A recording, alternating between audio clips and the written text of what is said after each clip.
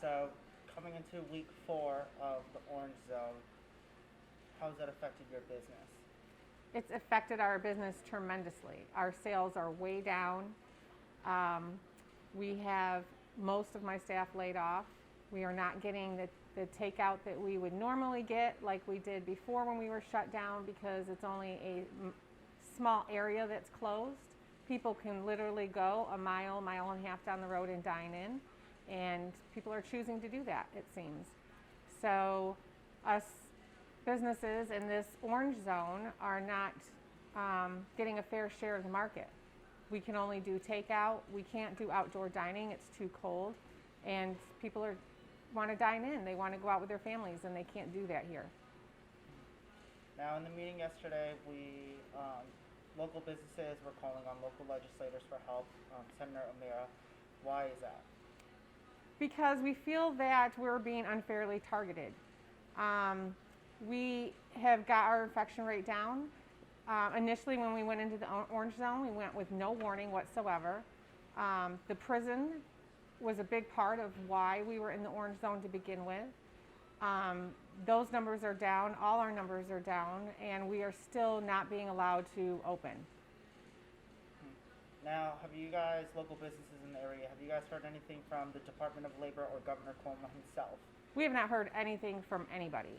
Myself personally have tried to contact the governor, our county executive. I've gotten no response.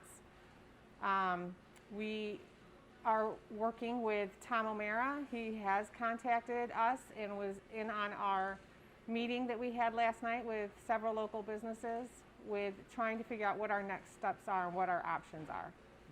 Now, what were some of those next steps that you guys discussed? We discussed contacting the media,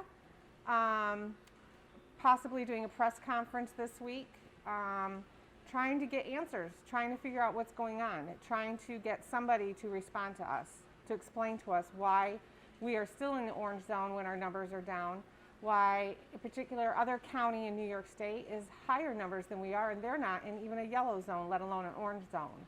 Why are we in this area being targeted when we're not going to sustain. We've got businesses that are closing left and right, restaurants that will never reopen. This restaurant in particular that I own has been here 66 years. It's a staple in our community, and our government seems willing to just let it go. Now, how many businesses? I was told by Chris, I want to say his name was yesterday, I'm not quite too sure. When I addressed saying that there was 3 businesses so far that closed down just the past 3 weeks. He said there's actually more now. Do you know roughly how many businesses closed? Yeah, I only know what I've heard, but there's been at least 3. I believe Garcia's has closed their doors this past week. They're not able to sustain enough business to stay open. They were here last night with us, trying to join us to put up a fight to get the word out there, to spread the word. Now, what do you want to send to the community? What message do you want them to all know about? I want the community to know that local businesses and family-owned businesses in this area is the staple of our community, and they're very important to the success of our community. Giving all of our money to these corporate restaurants, it's all fine and dandy to have them here, but if we don't sustain our local businesses, we're just going to go under. This community is going to go under. People rely on jobs here, and we're going to go into a big recession, worse than we already are right now, if we don't have the jobs and the income in this community that's provided by local businesses. Sorry. No, go ahead. Those businesses that we were just discussing, saying that they closed down, were those temporary or are they permanently? I've heard of a few that are permanently closed. Hopefully some of them are just temporary, trying to get through till we can open back up again. But what people fail to understand is even if we're closed, we still have bills to pay. We still have insurance to pay. We still have light bills to pay. Businesses, it's very expensive to run a business, and those bills come no matter what, whether you're taking any money in or not. now. You said that you haven't heard anything back from the Department of Labor. Have you seen anything about some type of financial package to help small businesses, or nothing at all? No, we've gotten no help financially since the initial stimulus package that came out, the PPP, which a lot of businesses weren't even able to attain. We've gotten no financial help whatsoever. We've not even heard words of possible financial help. There was some financial help that came out in a grant for businesses in the city of Elmira, but very few restaurants lie within the city of Elmira.